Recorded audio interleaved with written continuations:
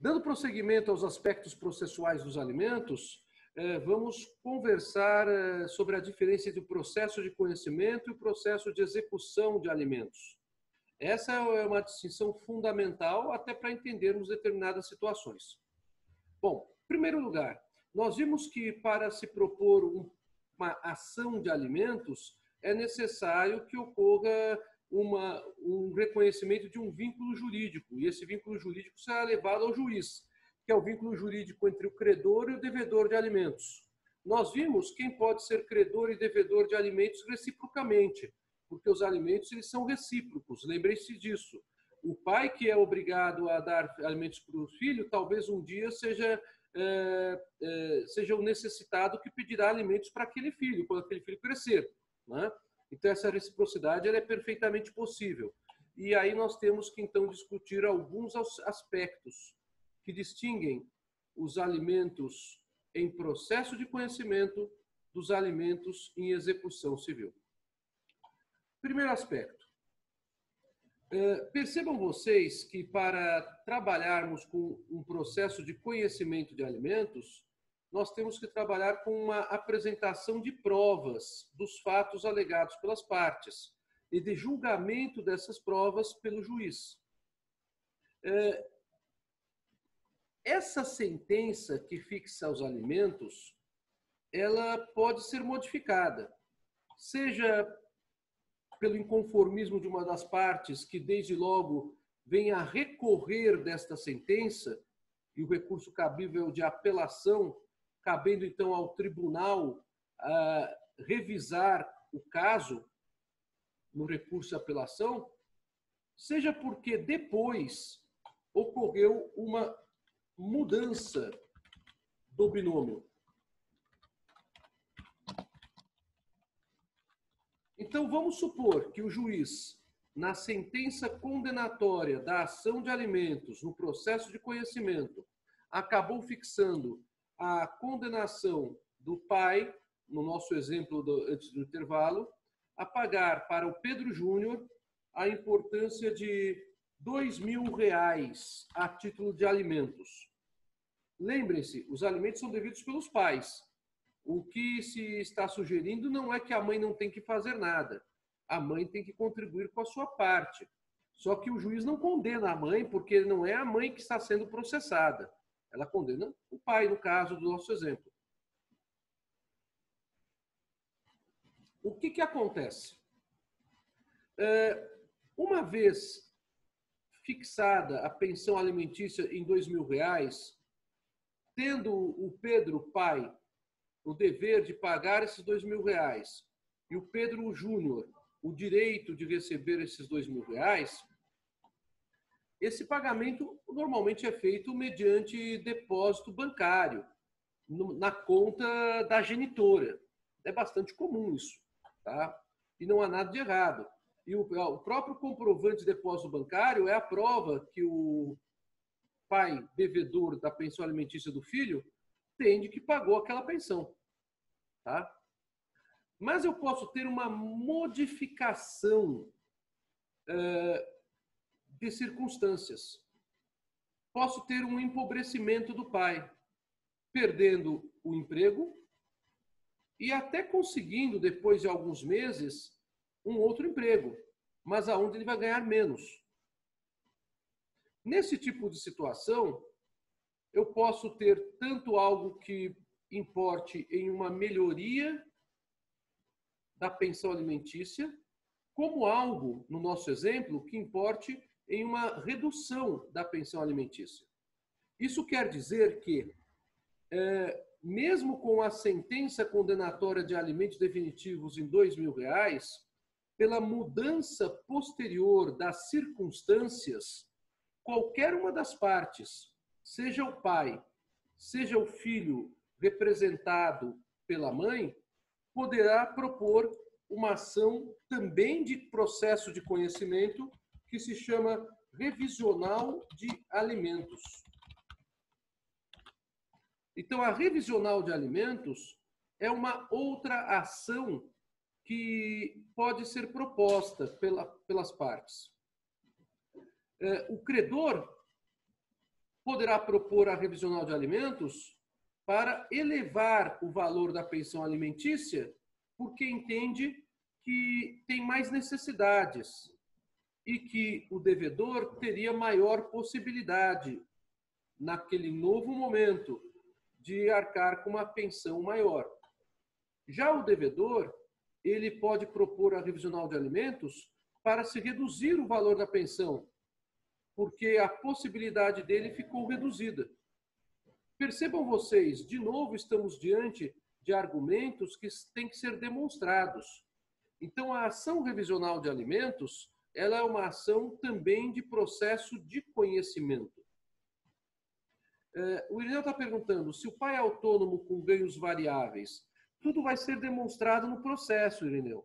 Então, não existe uma resposta fechada para isso. Eu posso ter, na realidade, quando o pai é autônomo, uma fixação de alimentos com base na média salarial dele, que seria uma solução judicial equitativa, né? Isso é possível. Mas no processo, então, terá que ser demonstrado qual seria essa variação média salarial dele. Existe compreensão por parte do magistrado, né? É que o juiz é quem arbitra os alimentos quando as partes não se compõem.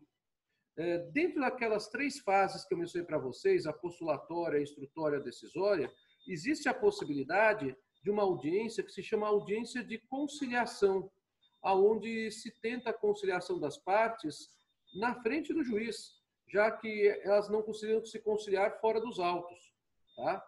Então, claro que se as partes chegarem a uma definição e o juiz não entender essa definição como sendo irrazoável, o juiz vai simplesmente homologar o acordo. Mas, se o juiz perceber que não há uma decisão, é ele, juiz, que terá que arbitrar os alimentos. E o juiz terá a sua livre convicção para fixar os alimentos com base no binômio, necessidade de um, possibilidade do outro. Então, essa compreensão por parte do magistrado, Irineu, é uma compreensão que é delimitada pelo binômio. A decisão judicial deve ser sempre fundamentada, tá? Inclusive com relação a esse tipo de situação. Me parece que, nesse caso, o mais razoável, até pelo que eu já vi na minha experiência profissional, é justamente se encontrar um valor médio de ganho quando a pessoa é autônoma, né? Alguma outra pergunta? Então, percebam bem, a revisão de alimentos é um direito de qualquer uma das partes, seja do credor da pensão, seja do devedor da pensão. E aí, percebam, nós já estamos falando de devedor e de credor que tem um amparo judicial. Então, a revisão de alimentos, ela pressupõe, a revisional de alimentos, ela pressupõe a existência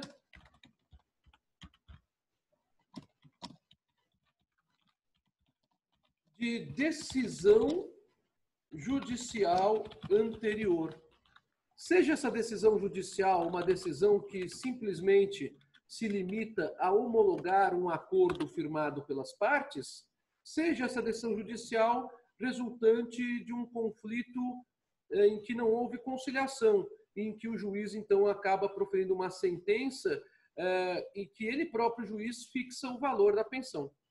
Então, a revisional de alimentos, ela tem como pressuposto número 1 a pré-fixação desses alimentos. Bem, outra questão bastante importante a ser frisada aqui diz respeito à prescrição. Vocês devem estar lembrados que na aula passada eu fiz um comentário para vocês sobre o fato de não correr a prescrição contra o absolutamente incapaz. Se você não está se lembrando muito bem desse tema, dá uma olhadinha lá no meu canal do YouTube, que é o Roberto Cerise Lisboa, tudo junto, que a aula está lá. Ou então dá uma olhadinha na plataforma no Life mesmo e procura a aula. Se você for no meu canal, se inscreva e dá uma curtida lá para mim, eu vou ficar bastante agradecido. O canal é um canal amador, como já expliquei para vocês, onde estou simplesmente jogando as aulas que eu tenho dado desde o tempo do início da pandemia, né? Então, a revisão de alimentos ela sempre pressupõe a existência de uma decisão judicial anterior. Mas nós temos um problema de prescrição a analisar quando trabalhamos com o processo de conhecimento. A prescrição da ação de alimentos ela é bienal, ela é de 2 anos. Isso está previsto no Código Civil, nas regras de prazos prescricionais. Se não me falha a memória, está lá no 189 do Código Civil e um dos seus incisos, ou no 190, alguma coisa assim. De cabeça eu realmente não me recordo agora. Tá? A prescrição ela é bienal. O que quer dizer isso? Quando uma pessoa propõe uma ação de alimentos, a ação de alimentos, ela, se for julgada procedente, ela apenas compreenderá o período dos 2 anos anteriores à propositura da ação. Isso quer dizer que a ação de alimentos ela não tem efeitos retroativos desde o início, quando a pessoa poderia ter alimentos.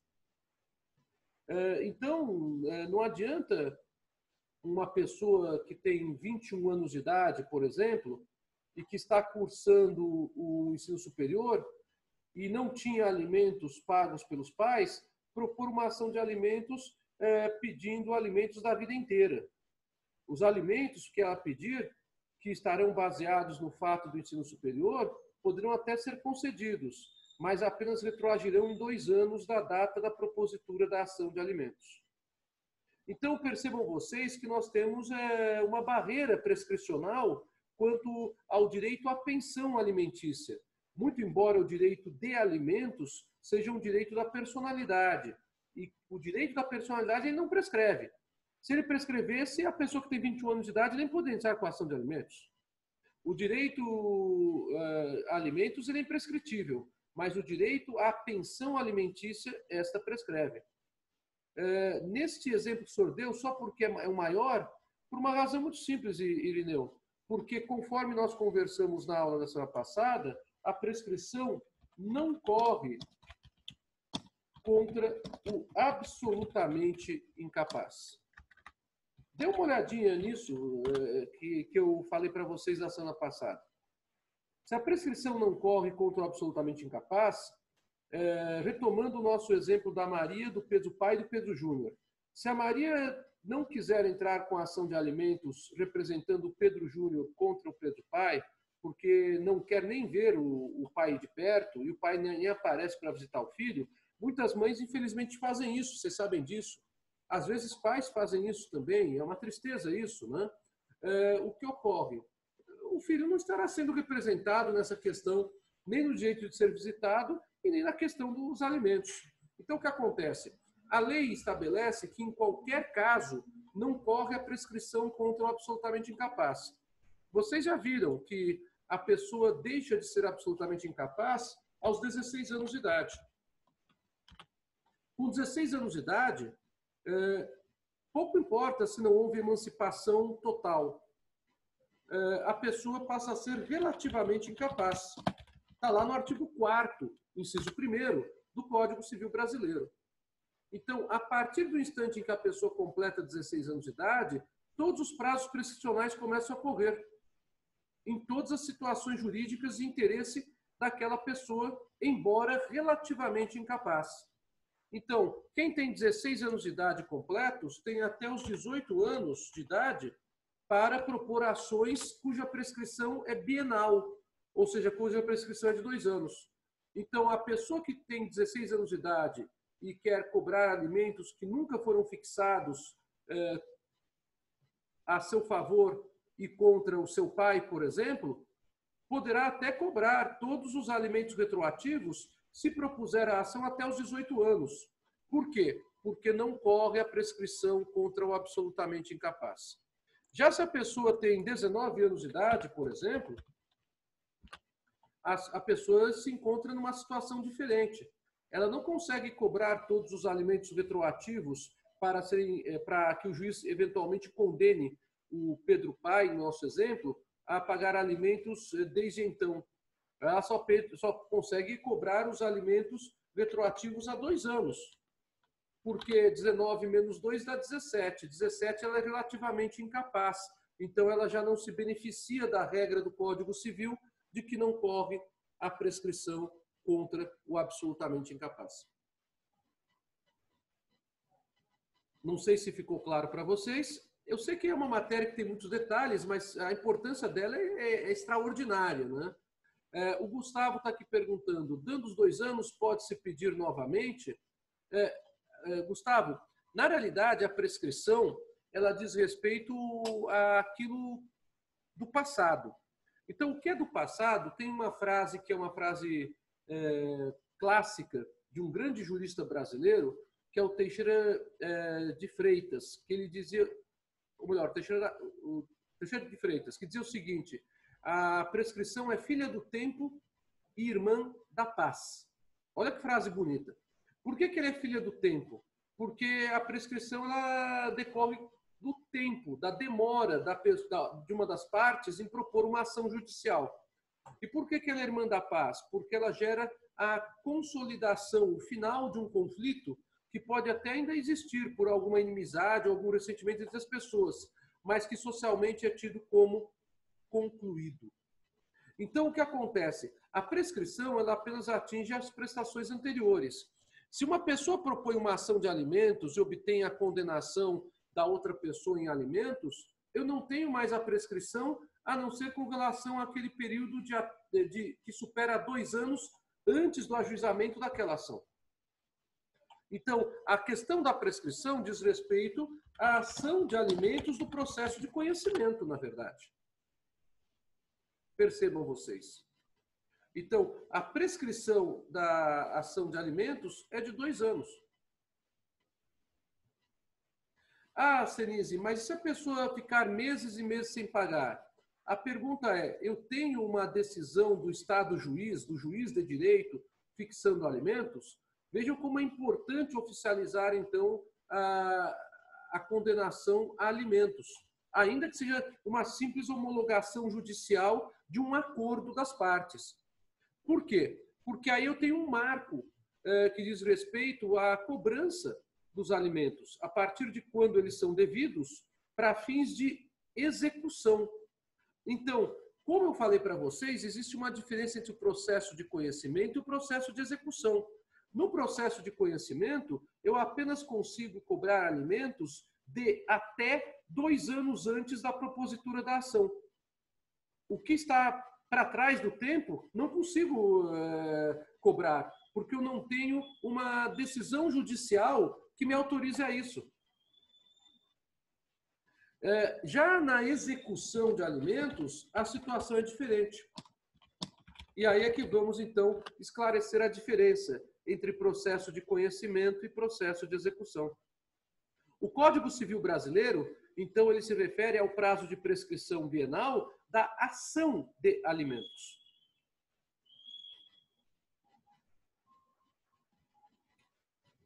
Deu para acompanhar isso?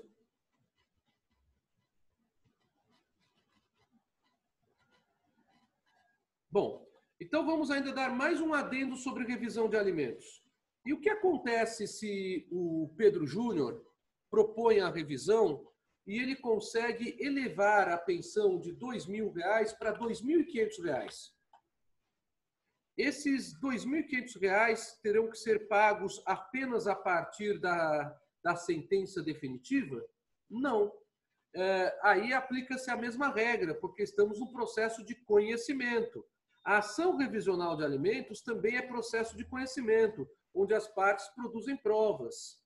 Então, aqui eu vou ter também a regra da cobrança da diferença, que é de R$ 500, até 2 anos antes da propositura da ação de revisão. Olhem que interessante, então. Quando eu tenho o processo de conhecimento, eu trabalho com essa questão da cobrança dos alimentos ou das diferenças da pensão alimentícia que foram concluídas na sentença da revisão de alimentos. Então, vamos prosseguir. A execução de alimentos é um processo diferente. No processo de execução de alimentos, eu já tenho um título executivo. O que é um título executivo? Normalmente, título executivo são aqueles documentos que tornam possível a parte interessada não propor uma ação de conhecimento, mas já propor diretamente uma ação de execução.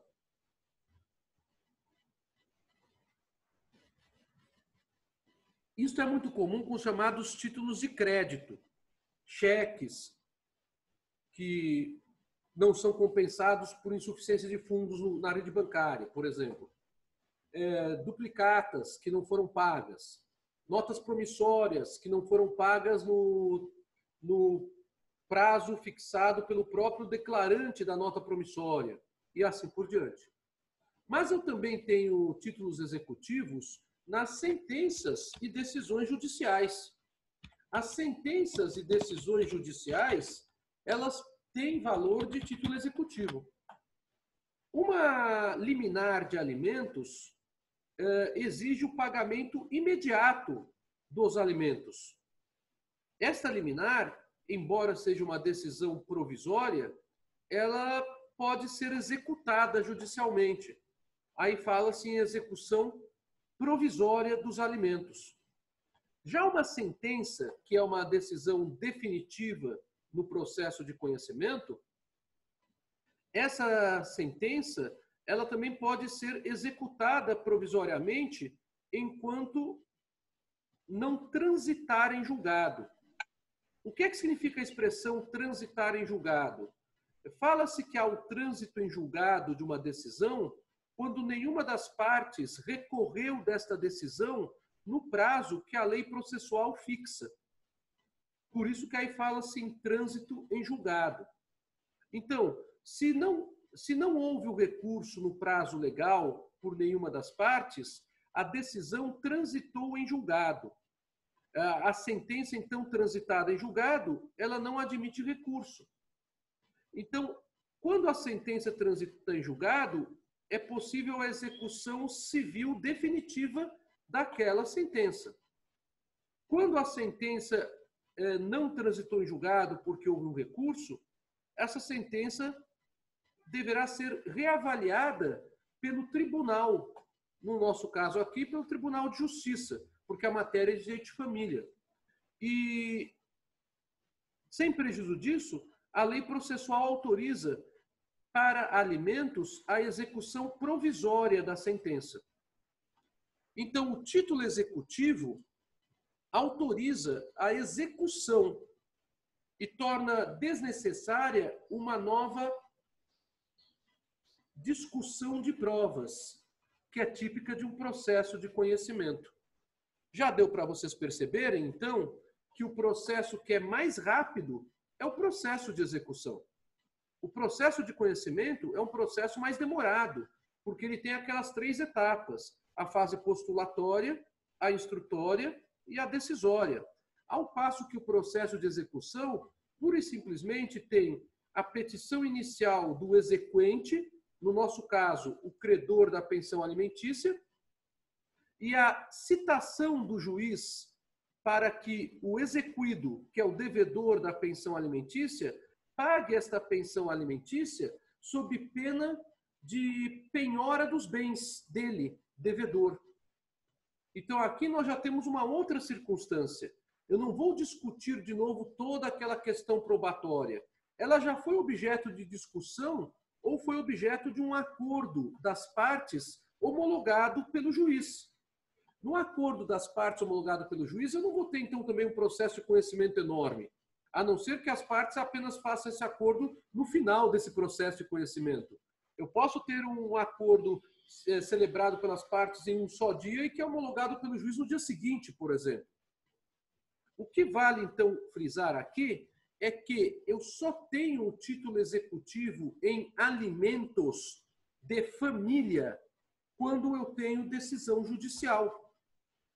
Sem decisão judicial, não tenho título executivo.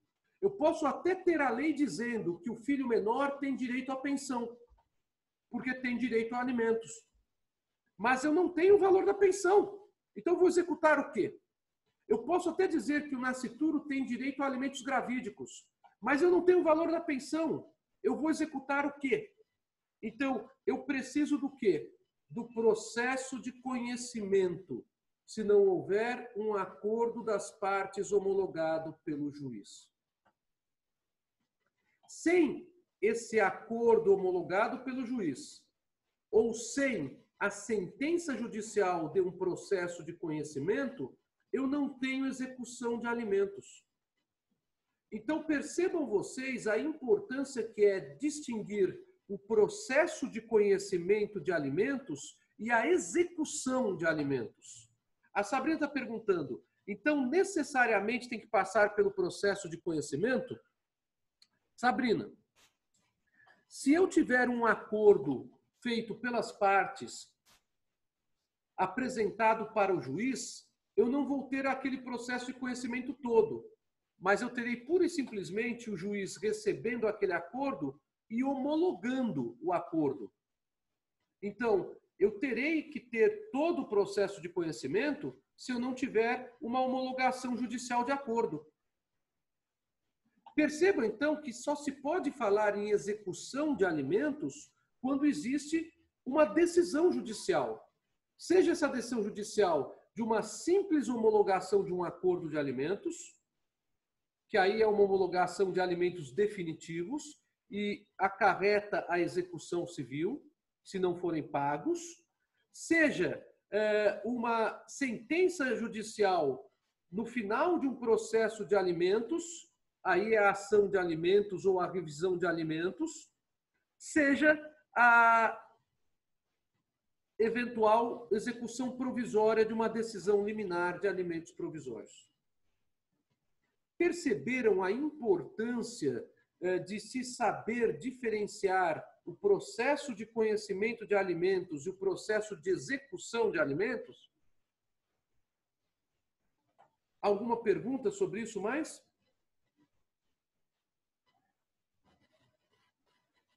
Então vamos fazer uma brincadeira rápida aqui para ver se vocês entenderam. Posso fazer essa brincadeira? Vocês vão identificar agora qual é o tipo processual. Alguém responda aí ou fale no áudio, só para ver se vocês entenderam. Vamos lá. Em divórcio, Pedro e Maria acabam fixando alimentos para Maria no valor de R$2.000 e para Pedro Júnior no valor de R$3.000. Esse divórcio é homologado pelo juiz. Os alimentos fixados por Pedro e Maria, homologados pelo juiz no processo de divórcio, são alimentos provisórios ou são alimentos definitivos?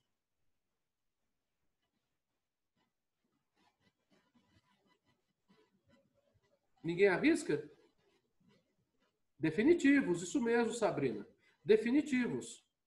Perfeito, definitivos. E definitivos tanto para a Maria, como também definitivos em favor do Pedro Júnior. Ah, Senise, e aí? Se o Pedro não pagar nenhum dos dois, se promove o quê? O processo de execução. Mas aí são dois processos de execução. Um dos alimentos devidos a Maria e outro dos alimentos devidos a Pedro Júnior. Porque Pedro Júnior e Maria são pessoas diferentes. Então, têm interesses jurídicos diferentes. Muito embora Pedro Júnior seja representado por Maria no processo de execução. Tudo bem? Deu para acompanhar isso? Outra pergunta. Estamos brincando um pouquinho. Se não pagar, seus bens ficam sob penhora? E isso, Sabrina, não pagou a conta no processo de execução, penhora dos bens. O processo de execução funciona dessa maneira. É um processo muito mais gravoso, porque eu não discuto mais provas. Vocês percebem? Eu vou simplesmente discutir cumprimento daquele título executivo, no caso, a decisão judicial. A Nathalie está perguntando, vai ser provisório quando for pedido na petição inicial? Vai ser provisório, Nathalie, quando for pedida na petição inicial alimentos provisórios e quando esses alimentos forem decididos em liminar. Em liminar, tá? Então, se houver o pedido de alimentos provisórios, eles poderão ser concedidos liminarmente. Então, fala-se em alimentos provisórios quando eles são dados liminarmente. não são dados em sentença judicial, mas por uma decisão que se chama decisão interlocutória, que é uma decisão judicial que tem um impacto grande no processo, mas não é uma decisão final daquele juiz que proferiu a decisão liminar. Pode ser que sim. Tem uma pergunta aqui no privado, né? Isso tem alguma relação com a A3? Pode ser que tenha. Deem uma lida, porque eu não posso responder a A3 para vocês, né? Mas deem uma lida e vejam se isso tem alguma relação ou não. Lembre-se que a A3 ela trabalha com alimentos, né? Então apenas se lembre disso, tá? Segundo exemplo, vamos lá. Segundo exemplo.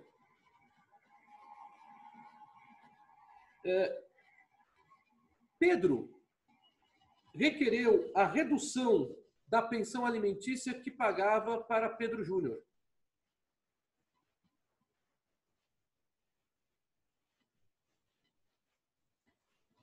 Ele pode requerer isso liminarmente?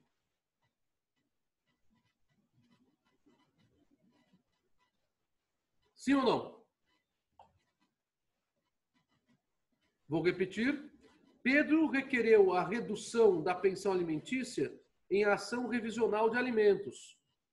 Ele pode requerer isso liminarmente?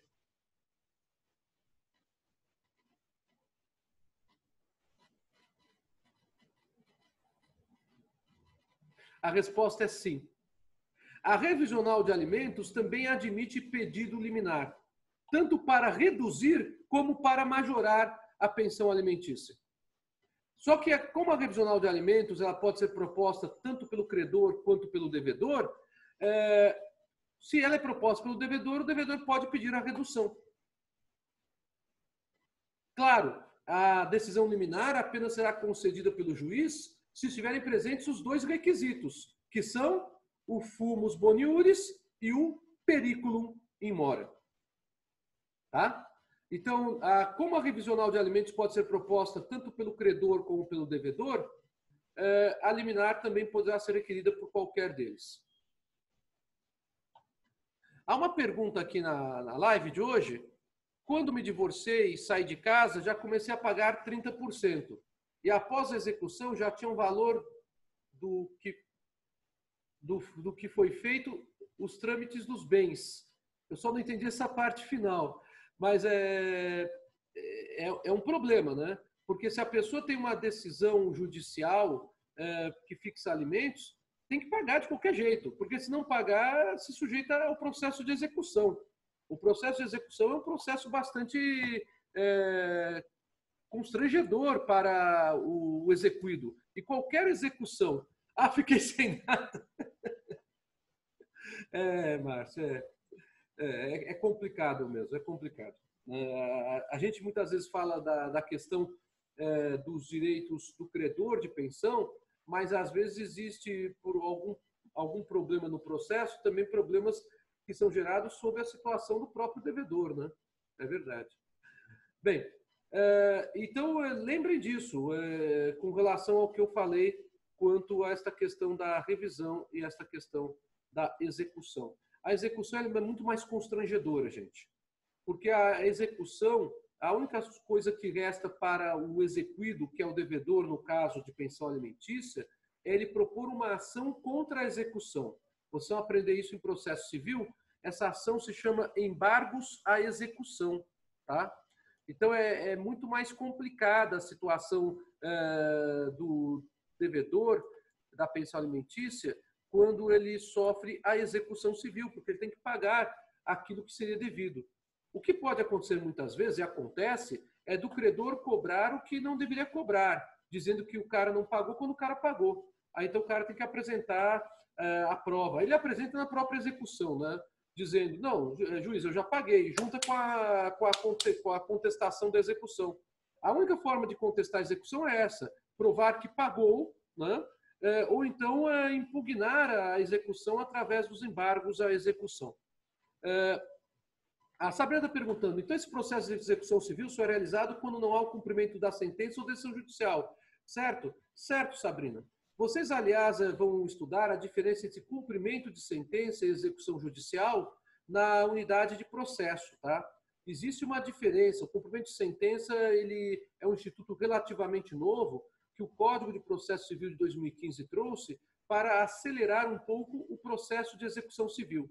Antigamente, apenas se falava em processo de conhecimento, processo de execução e processo cautelar. Mas o cumprimento de sentença é uma forma de aceleração do processo de execução. Tá? Mais alguma pergunta até aqui? Porque se vocês tiverem alguma dúvida, fica difícil agora a gente seguir com a matéria. Há uma outra pergunta aqui, do Vinícius. A revisional de alimentos por conta de liminar, então ela teve uma liminar concedida, claro que ela será julgada, haverá um processo de conhecimento todo da revisional de alimentos e a sentença definitiva acolherá ou não acolherá o pedido do autor da ação revisional de alimentos. Tendo em vista os dois princípios citados... Tá, entendi a pergunta, Vinícius. Qualquer decisão liminar se sujeita a um recurso que se chama recurso de agravo, tá? Vocês vão aprender isso na unidade de processo. Qualquer decisão que fixa liminar. A mesma ideia vale para qualquer decisão que fixa tutela antecipada, que é um outro instituto de processo que vocês verão na unidade de processo. A tutela antecipada ela é diferente da liminar porque ela exige uma quantidade maior de requisitos para ser concedida. A liminar ela é mais simples para se obter a concessão. Tá?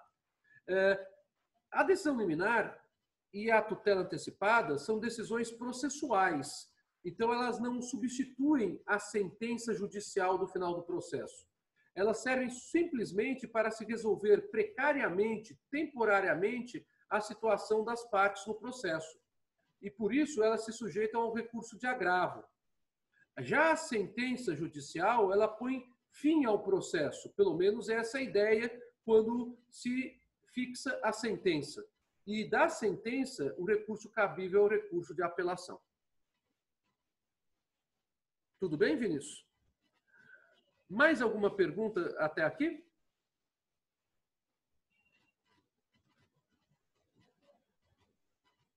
Bom, eu espero que vocês estejam gostando, porque é uma aula extremamente prática de hoje, onde a gente está trabalhando com os alimentos daquilo que acontece no meio forense, no dia a dia, né? E todos os conceitos que a gente conversou na aula passada, percebam vocês, eles estão aflorando agora. Eles estão aflorando. Bom, vamos trabalhar então agora com a ideia da execução, né? A ideia da execução, conforme eu falei para vocês, é uma ideia em que não existe a discussão probatória de fatos alegados. Tá? A defesa do exequído ela é feita por meio de uma outra ação, mas o exequído ele é chamado a pagar. Né? Há uma pergunta aqui no privado: a execução civil seria o cumprimento de sentença? A execução civil, na verdade, é uma maneira mais antiga. Tá? Então, a questão é mais de ordem processual. Ela envolve questões de conceitos processuais que vocês terão na unidade de processo. Mas apenas para vocês terem uma ideia de como funciona. Não existia cumprimento de sentença no direito brasileiro. Não existia. O Instituto ele é novo, como eu falei para vocês. Ele é um instituto que surgiu com o Código de Processo Civil de 2015. Tá? O que é o cumprimento de sentença? É uma execução civil abreviada. É isso só. A grande diferença do ponto de vista de compreensão do processo de execução é esse. O cumprimento de sentença é um processo de execução abreviado. Tá? Então, para quem está me perguntando aqui no privado. Mas a ideia é a mesma do processo de execução. O processo de execução ele pode se dar quando existe um título executivo. O cumprimento de sentença é a execução daquela sentença. A ideia, então, percebam vocês como uma ideia paralela. O que há de diferente é que o cumprimento de sentença é um processo abreviado de execução. Ou seja, os atos processuais que existem do cumprimento de sentença são numa sequência menor e mais célere do que o do processo de execução, que tem uma sequência de atos processuais próprios que vocês estudarão na unidade de processo. Deu para se ter uma ideia? Então, respondendo à pergunta que foi feita no privado, na verdade, o cumprimento de sentença é uma forma de execução, não o contrário. A execução não é uma forma de cumprimento da sentença, porque eu posso ter execução civil de títulos extrajudiciais, como, por exemplo, de um cheque, de uma duplicata, de uma letra de câmbio, de um título de crédito eletrônico. Já o cumprimento de sentença é a execução daquela ordem que foi dada pelo juiz. Tá? Então, se fôssemos então colocar no universo, o que veio primeiro? A execução civil ou o cumprimento de sentença? A execução civil. E o cumprimento de sentença é uma execução civil ou a execução civil é um cumprimento de sentença? O cumprimento de sentença é uma execução abreviada. Deu para ter agora a ideia? A quem me perguntou no privado?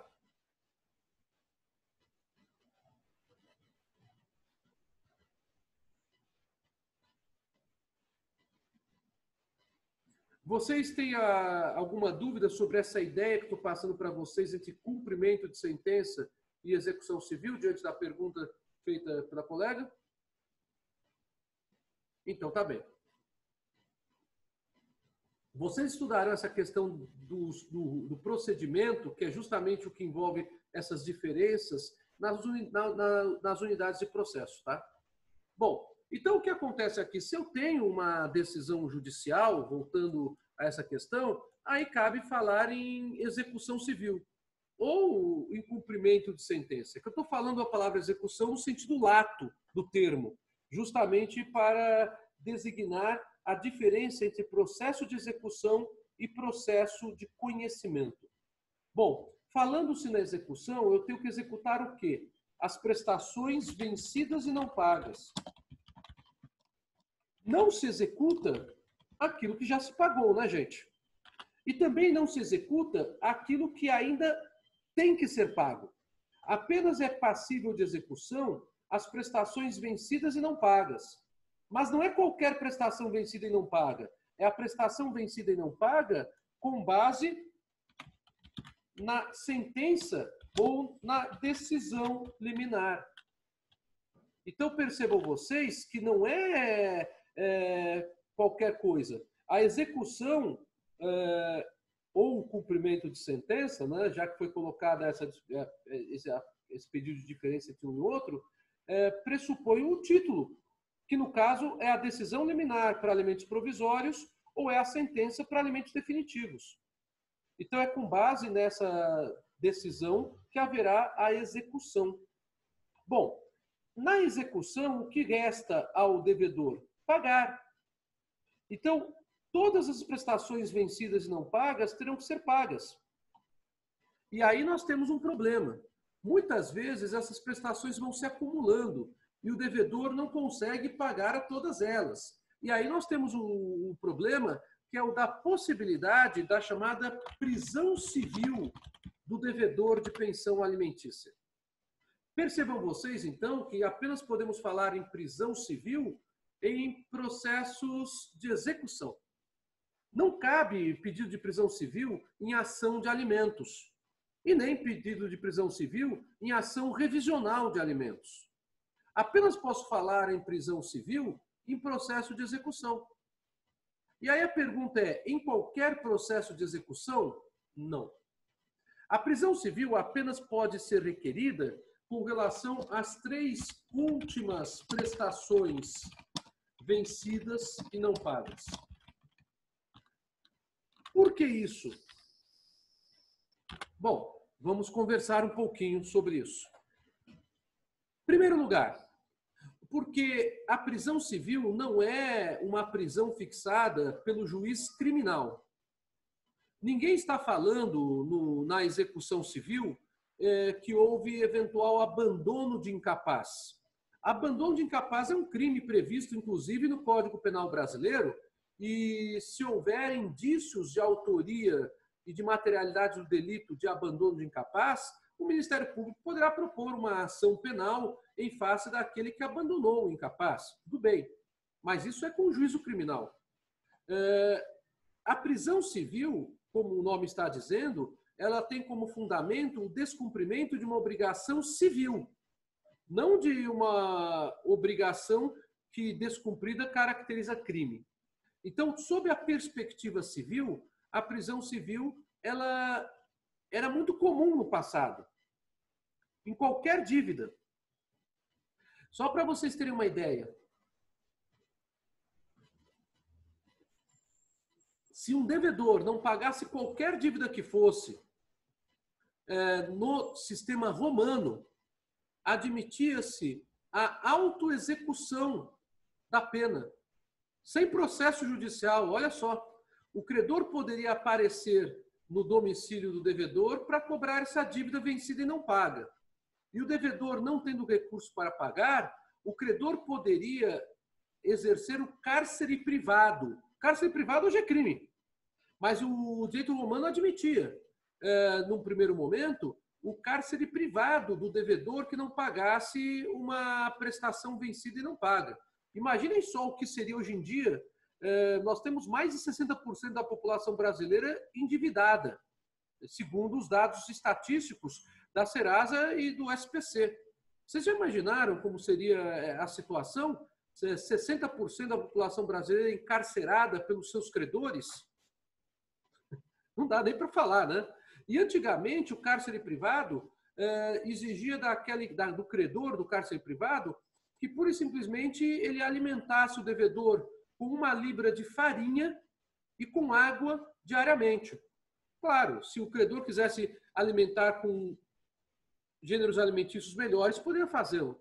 Porque o credor ele tinha o direito de, enquanto a dívida não fosse paga, levar aquele devedor que estava em cárcere privado a cada 3 luas, pelas trinúndidas, é o que se falava, a expressão diz respeito a 3 mudanças de lua, para ser vendido em praça pública como escravo. Então, o que existia? Quem não pagasse uma dívida na Roma Antiga, ele respondia com a penhora do seu próprio corpo. Isso acabou, mesmo no sistema romano, já há um bom tempo. No próprio direito romano, lá atrás, isso acabou. Então, a ideia de prisão civil é uma ideia que foi, no decorrer dos séculos, abandonada no direito. E no direito brasileiro, nós só temos uma prisão civil possível hoje, que é a prisão civil do devedor de pensão alimentícia.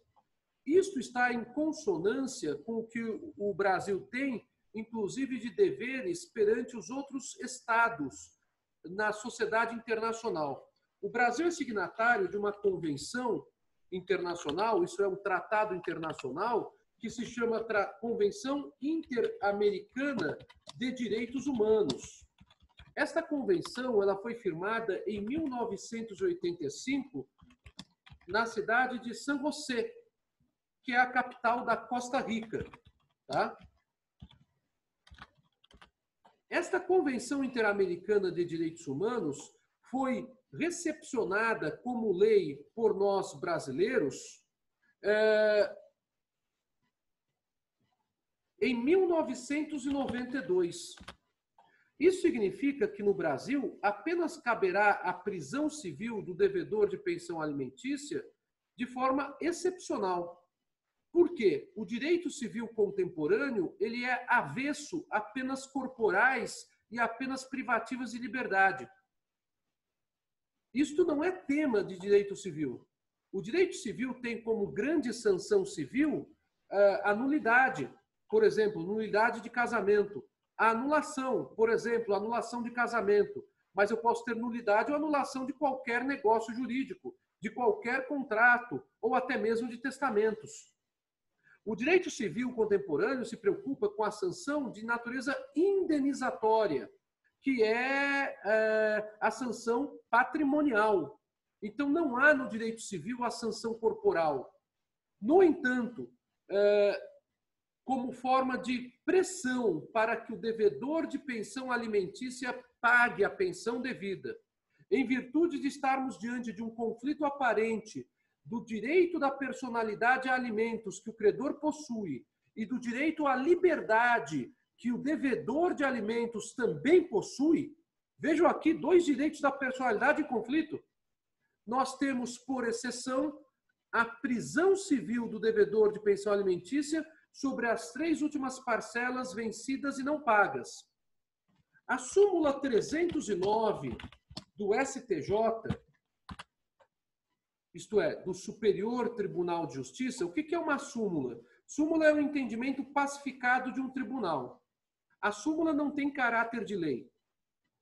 O único tribunal que tem poderes para fixar uma súmula que vincula os juízes a decidir de acordo com aquela súmula é o Supremo Tribunal Federal, mas quando ele edita súmulas vinculantes. Quando o Supremo Tribunal Federal edita súmulas, as súmulas são apenas orientações que o juiz deve seguir e orientações que devem ser conhecidas pelos intérpretes, que são os outros profissionais do direito, com relação àquilo que o tribunal entende. Quando a súmula é vinculante, essa súmula ela tem poder normativo para o juiz. Então, para vocês entenderem a diferença entre súmula e súmula vinculante. O que acontece? O Superior Tribunal de Justiça, que é o tribunal que uniformiza a jurisprudência nacional dos tribunais estaduais e dos tribunais regionais federais, ele tem uma súmula sobre prisão civil do devedor de pensão alimentícia, que é a súmula 309, que fala que a prisão civil apenas incidirá sobre as 3 últimas parcelas vencidas e não pagas e aquelas que continuarem sendo devidas no curso da execução.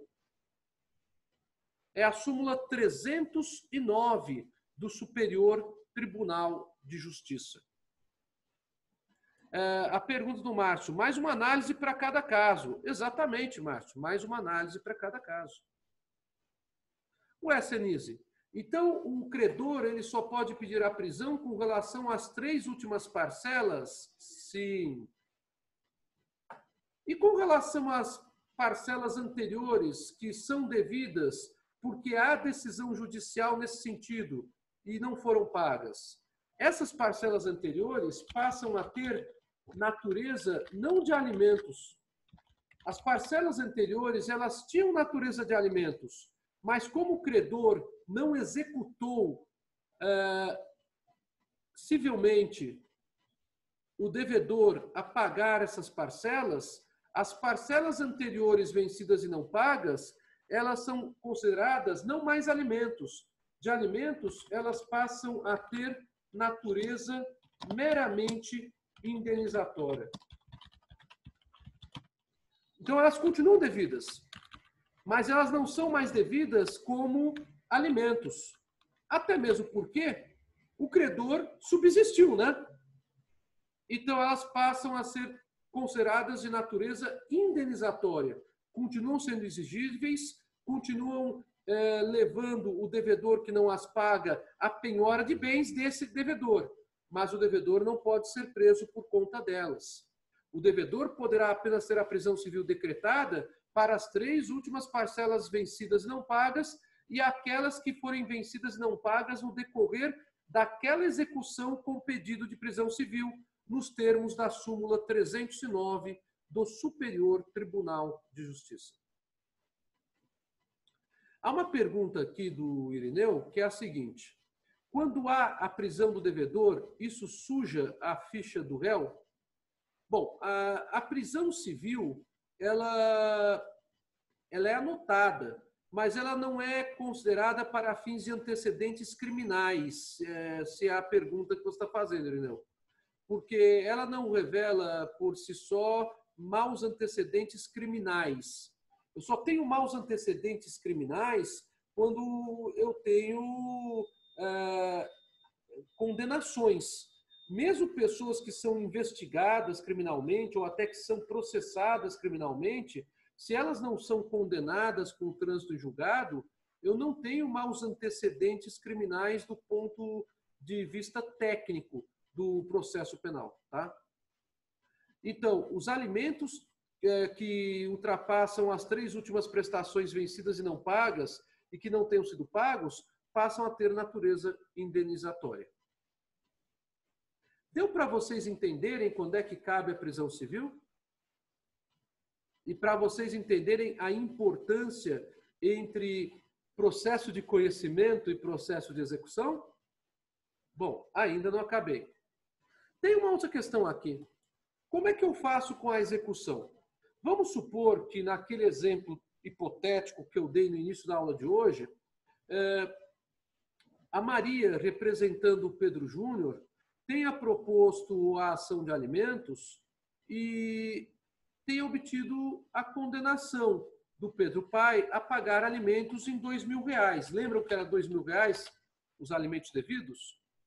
E que o Pedro pai não pague já esses alimentos há 6 meses. Então vamos supor que o Pedro pai ele tem 6 prestações vencidas e não pagas devidas a Pedro Júnior, seu filho. O que você, como advogado, deverá fazer? Em primeiro lugar, no caso, o processo é de conhecimento ou é de execução?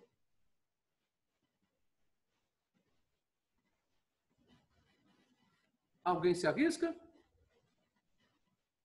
Eu já tenho a condenação do juiz. O processo é de conhecimento ou é de execução se eu já tenho a condenação do juiz? Isso, execução. O processo é de execução. Se eu tenho a decisão judicial ou a sentença judicial, eu vou para a execução. Não tenho que discutir condenação de alimentos ou revisão de alimentos. A outra parte que querendo discutir revisão, que pleiteia a revisão para o futuro. Vocês estão percebendo? Então, execução. Agora vem a pergunta. Como é que se faz a execução de alimentos nesta hipótese? Se o Pedro pai deve 6 meses de alimentos. Então, aqui vem a resposta para vocês, porque vocês não são obrigados a saber isso. Eu tenho a execução segundo o rito do processo civil para prisão civil, que diz respeito às 3 últimas parcelas vencidas e não pagas, e aquelas que se vencerem no curso desta execução e que não forem pagas nos termos da súmula 309, e tem uma outra execução, que é a execução de natureza indenizatória, que é a execução de alimentos, que na verdade deixou de ter a natureza jurídica de alimentos, mas passa a ter natureza indenizatória. Ué, Senise, por que é recomendável 2 processos de execução? Porque, na verdade, eu vou estar trabalhando com 2 procedimentos com ritos processuais diferentes. O primeiro, em que se admite a prisão civil do devedor da pensão alimentícia.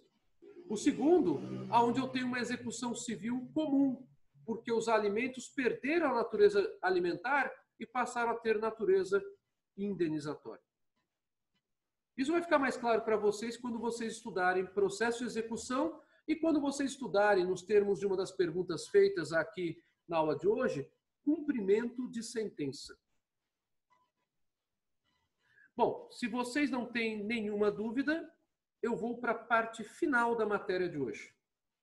Eu espero que você esteja gostando, né? Eu, particularmente, eu acho essa matéria importantíssima, porque ela alia a questão do direito material com a questão do processo, o que é muito importante para se entender e para se ter lógica tudo aquilo que a gente falou na semana passada. Há uma pergunta aqui. O advogado do devedor pode pedir a não prisão dele se não trabalha? Claro que pode, Irineu. Só que para isso ele vai ter que se valer de uma ação contra a execução, né? Que são os embargos à execução, que vocês vão aprender isso em processo. Os argumentos podem ser falados, só que eu não tenho no processo executório um campo amplo de discussão de provas, Tá? Então, é um campo muito restrito. Eu só posso trazer provas pré-constituídas, basicamente. Tá? Vinícius, buguei. Pode haver as duas execuções ao mesmo tempo? Sim, Vinícius, pode. Porque uma vai trabalhar apenas com a verba que ainda é de natureza alimentar e que tem como possibilidade a prisão civil. E a outra vai trabalhar apenas com a verba de natureza alimentar que se transformou em verba de natureza indenizatória, em que não cabe a prisão civil. Interessante, né? Professor, Pois não, Roberta, tudo bem? tudo bem. Eu tenho uma dúvida. Sim. As partes deram entrada no pedido de alimentos, né? E foi para mediação. Na mediação foi acordado lá um X valor. Depois de um tempo, o pai deixou de pagar esse valor. Como que dá o processo de execução a partir daí? É a execução comum com base no título da mediação, né? O problema é que o título, para que eu possa ter uma execução, ele tem que ter valor de título executivo, tá? O Código de Processo Civil autoriza que o título decorrente de qualquer solução adequada de conflitos tenha a natureza de título executivo, bastando para isso que ele tenha sido previamente apresentado ao juiz, tá? Como a mediação não é uma solução de árbitro, mas é uma aproximação das partes que leva as partes a concluírem se seria devido, no caso, os alimentos e quais alimentos deveriam ser acordados, eu não tenho, na simples decisão da mediação, um título executivo. É necessário que eu tenha a homologação. Você percebe? E a homologação, ela dá a essa solução adequada de conflito a mesma solução que eu tenho para qualquer execução. Aí eu vou executando com relação às prestações vencidas e não pagas.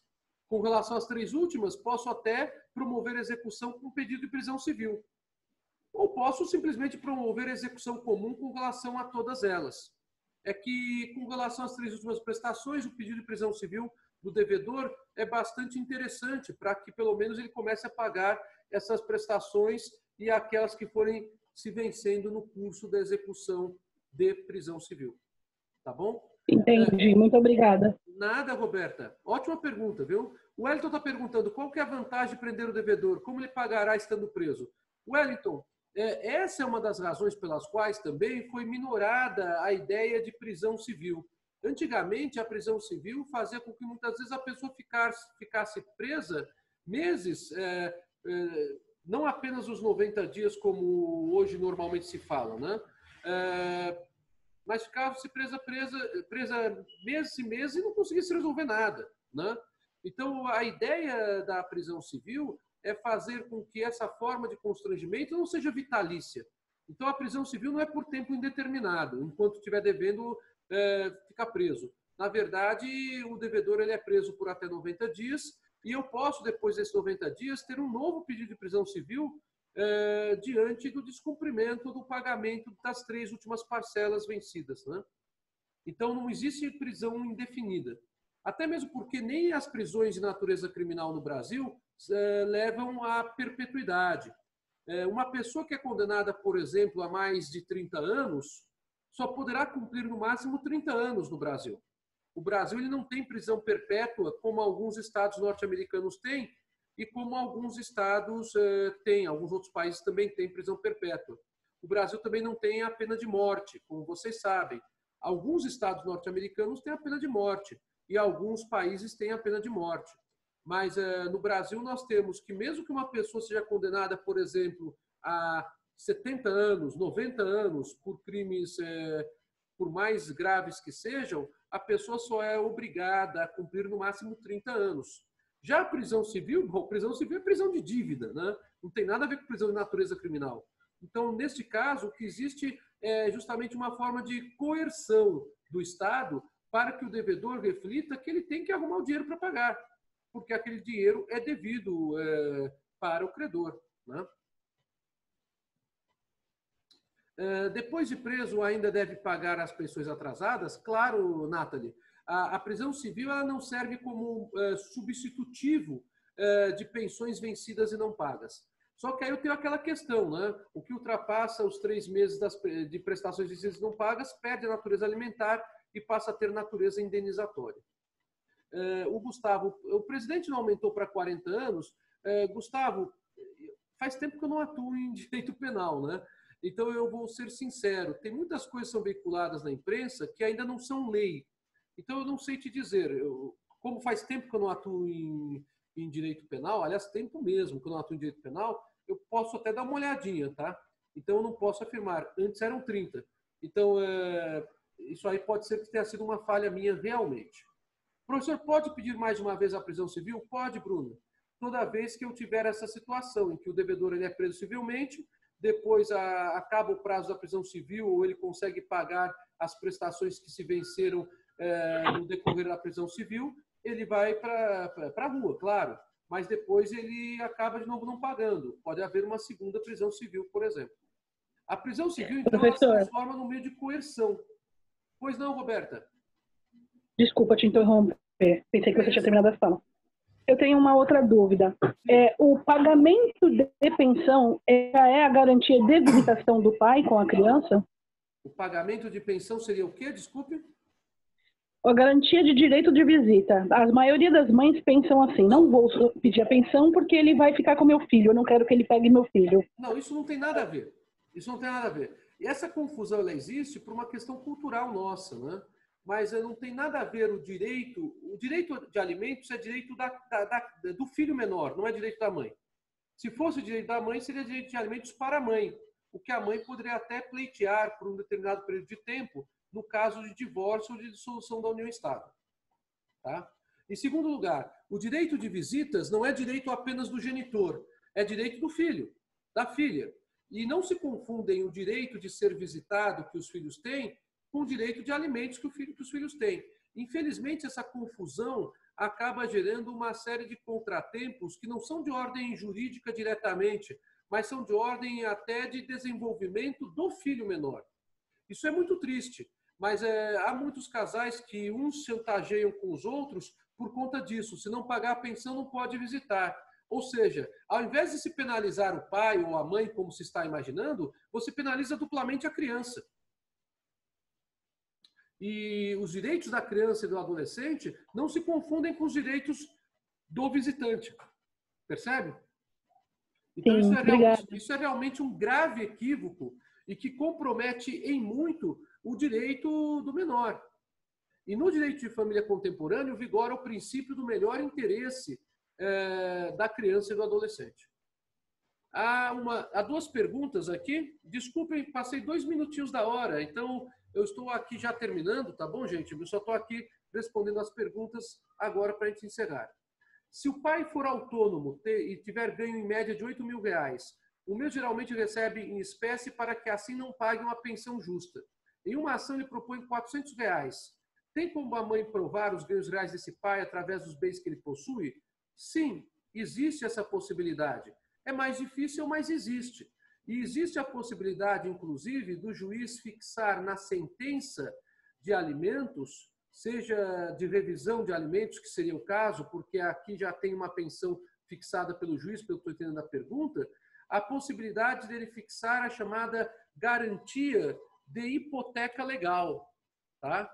O que é essa garantia de hipoteca legal? É o juiz determinar que um dos bens imóveis do pai sirva de garantia para o pagamento das pensões alimentícias que passam a ter um outro valor, eventualmente, se o juiz entender que há uma justificativa para levar com base no binômio necessidade de um, possibilidade do outro.